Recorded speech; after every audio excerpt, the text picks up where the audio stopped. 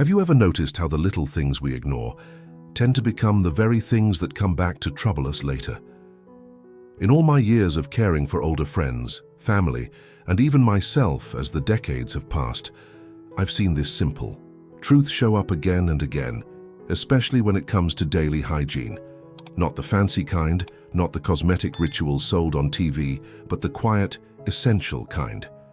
The kind that keeps you walking, resting, and living with comfort and dignity. There are parts of the body we wash out of habit, and then there are the ones we forget.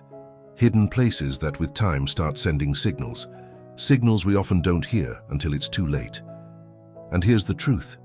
After 60, the skin gets thinner, the body changes, and what used to be harmless can now lead to infection, discomfort, or worse. That's why today's video matters. We'll walk through 5 areas that most people over 65 overlook in the shower, and why washing them might just protect your health more than any pill. If any of this resonates with you already, type "I'm" here in the comments. Subscribe if you haven't, because what you'll learn next could quietly change how you care for the body you still carry. Sometimes it's the places we don't see in the mirror that end up mattering the most. As we age, we become more careful with how we move, how we eat, how we sleep. But there's one quiet part of our daily routine that often slips through the cracks: how we clean the parts of our body no one talks about. The groin area, tender, folded, and easily irritated, is one of the first places where small neglect can silently become something serious. In my own journey past 70, I've come to learn that health isn't just about the medications on the shelf or the doctor visits on the calendar. It's about the quiet, behind-the-scenes habits that either protect us or leave us exposed. And this one? It's personal. Many older adults, especially those who live alone or have limited mobility, find that areas like the groin become harder to reach, easier to forget, and somehow more awkward to talk about. But the truth is, when we avoid these conversations, we also avoid the wisdom that keeps us safe. With age comes softer skin, looser muscle tone, and often the use of adult briefs, protective garments, or even pads that, although helpful, trap moisture in all the wrong places. Add in more hours sitting, changes in hormones, or a simple hesitance to touch what now feels unfamiliar, and we begin to create the perfect conditions for bacteria, fungus, and irritation to quietly take hold. What starts as mild redness or a bit of itching can, before we even notice it, grow into painful infections, yeast buildup, or rashes that make walking, sleeping, or even dressing a daily struggle. I've seen proud, independent men hesitate to share their discomfort until it becomes unbearable.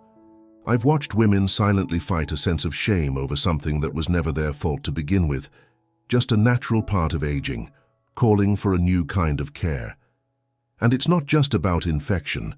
When the skin in the groin area breaks down, it doesn't just hurt. It leaves the body open to bigger risks. Infections can spread fast, especially close to lymph nodes and other sensitive areas. In seniors with weaker immune systems, or those already managing diabetes, this vulnerability grows tenfold. And yet, prevention is both gentle and simple.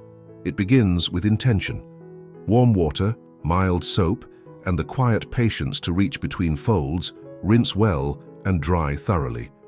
Go soft towel, not the rough kind, and if needed, a light layer of unscented barrier cream or talc-free powder. This routine takes no more than a few minutes, yet it restores something deeper than skin.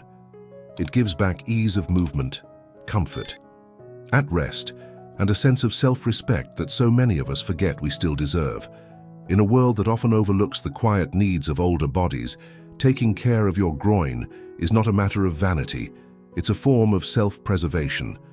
It's one of those small, faithful actions that no one else may ever see, but your body remembers. And in that daily care, you aren't just washing away the risk. You're reclaiming your right to live with dignity. And now, as we shift our attention from what's hidden to what holds us up, let's talk about the feet. Those faithful companions that have carried us through every season of life. For most of our younger years, we take them for granted. They get us out of bed, across busy streets, through church aisles and supermarket lines without much thought.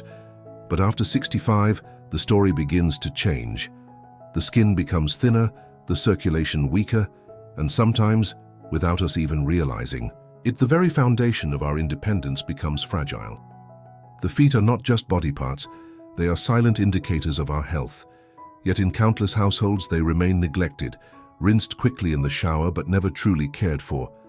And what we don't see or feel can hurt us most. Many older adults in the US live with conditions like diabetes, arthritis, or reduced nerve sensitivity. That means a blister, a crack in the heel, or a spot of athlete's foot can go unnoticed until it has already invited infection in. I once knew a neighbor, a proud veteran in his 70s, who continued walking his dog every morning, never realizing that the tight shoes and untrimmed toenails were causing a sore beneath his foot. By the time his daughter noticed his limp and checked, the wound had turned into a deep ulcer. Hospital visits followed, and what began as a simple act of neglect now threatened his ability to walk at all. His story isn't rare. It echoes in senior centers, VA clinics, and quiet living rooms across the country. The good news is, foot care doesn't require a medical degree. It starts with awareness and a shift in how we see this part of our body. Washing your feet should be a mindful act, not a leftover habit. Use warm water and gentle soap, but most importantly, take the time to clean between each toe to inspect the soles, to dry carefully, especially in the folds where moisture loves to hide. Moisture left behind is an open door for fungal infections, and cracked skin is an invitation for bacteria. After drying, a small bit of fragrance-free moisturizer can keep the heels soft and resilient. If you live in colder climates or walk often, check for signs of pressure points, discoloration, or swelling. These are whispers from your body asking for attention. Foot health is directly tied to your mobility, and mobility is tied to your freedom. Being able to walk without pain means you can get to your appointments, take a stroll with your grandchild, or simply fetch a glass of water without needing someone else. That's not just convenience, it's dignity. So as you reflect on the way you care for yourself, remember that your feet are not low on the priority list. They are the very things that keep you standing tall. Treat them with the same care you would offer a child learning to walk. Because even after 70, every step you take still matters deeply. As we continue this quiet journey through the parts of our body that need more care than we often realize, we come to an area that carries more than just skin and tissue. It carries years of change, memory, and sometimes overlooked discomfort. The skin beneath the breasts is one of those places we rarely speak about, but often feel, especially during warmer months or long days wrapped in layers. For many older women, and even some men, the underbreast area becomes a space of friction, heat, and trapped moisture, especially as the skin becomes thinner with age and elasticity fades. What once was firm now folds. And in those folds, something as natural as sweat can quietly invite discomfort, irritation, and eventually infection. The truth is, even the kindest routines can overlook this spot, not out of neglect, but because we were never really taught to pay it special attention. But now, in these later years, it asks for that attention gently but persistently. I remember visiting an old friend in Florida, someone who was once a dancer, always proud of her posture and poise. She still wore supportive bras every day, believing they helped her stay upright and elegant. But when she finally mentioned a burning rash beneath her chest that just wouldn't go away, it was clear her daily hygiene needed a slight adjustment. The combination of warmth, sweat, and constant pressure from clothing had created the perfect home for a painful fungal rash. And as she discovered, what starts as a faint itch can become open sores that sting with every movement.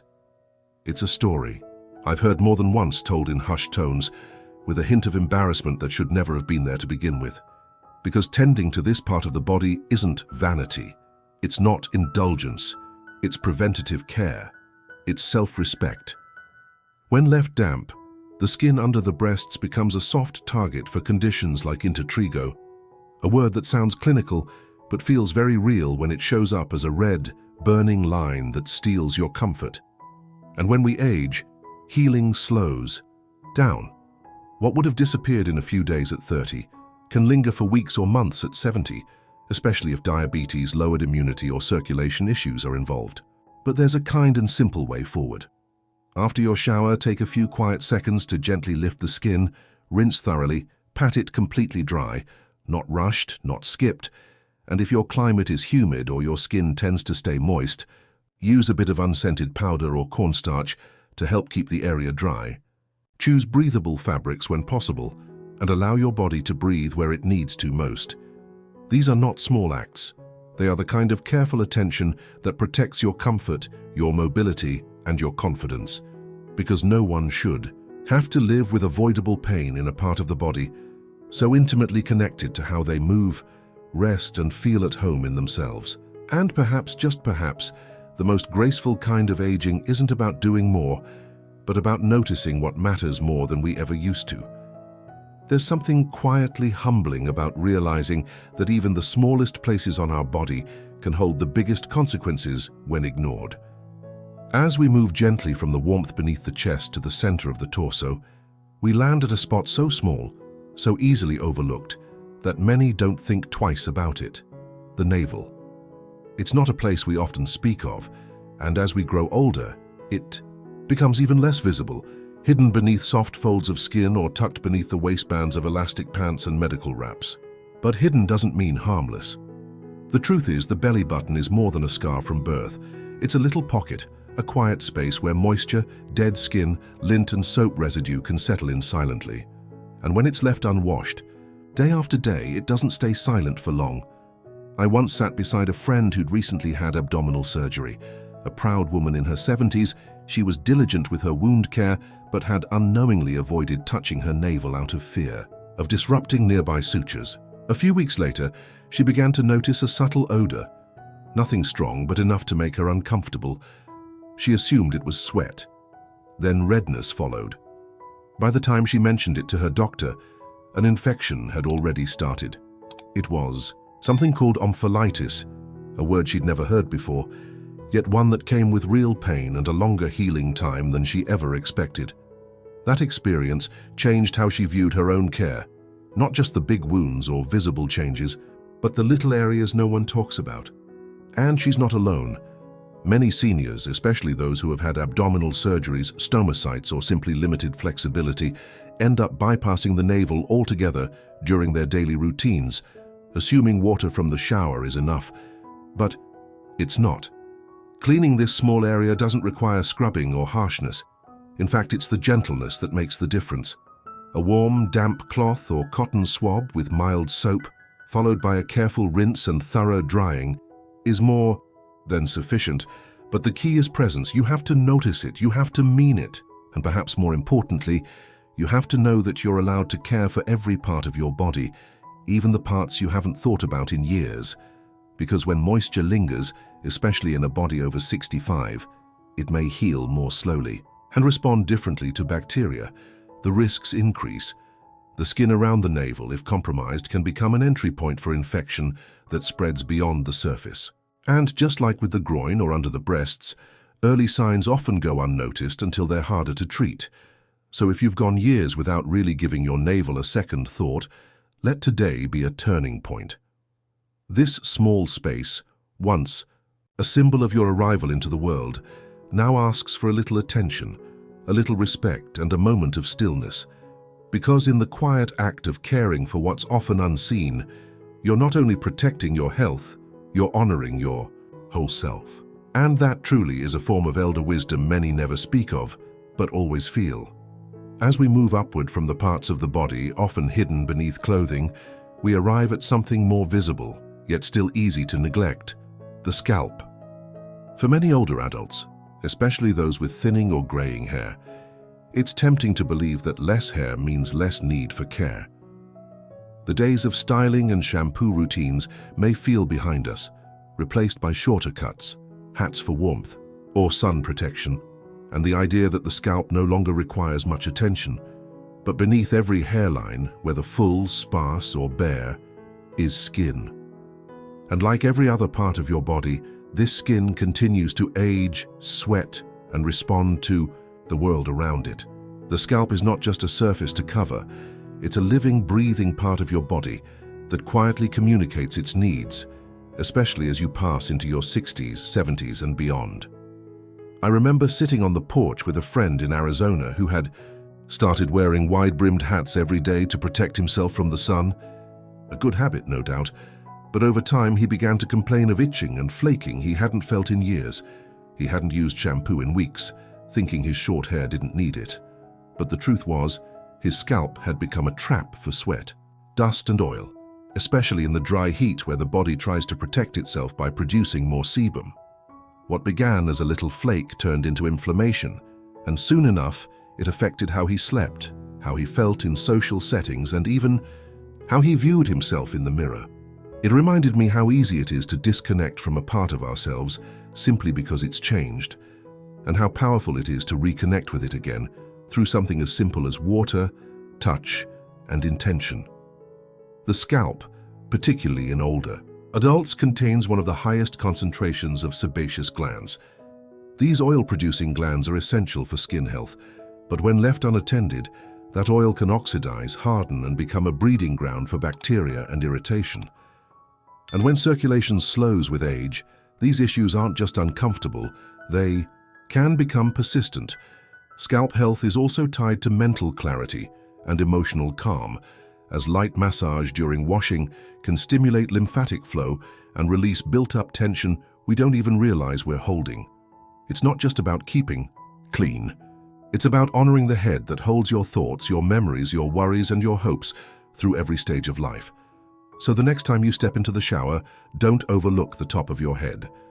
Whether you use shampoo or a gentle cleanser, whether you have thick curls or just the soft shine of skin, let your hands linger there a little longer.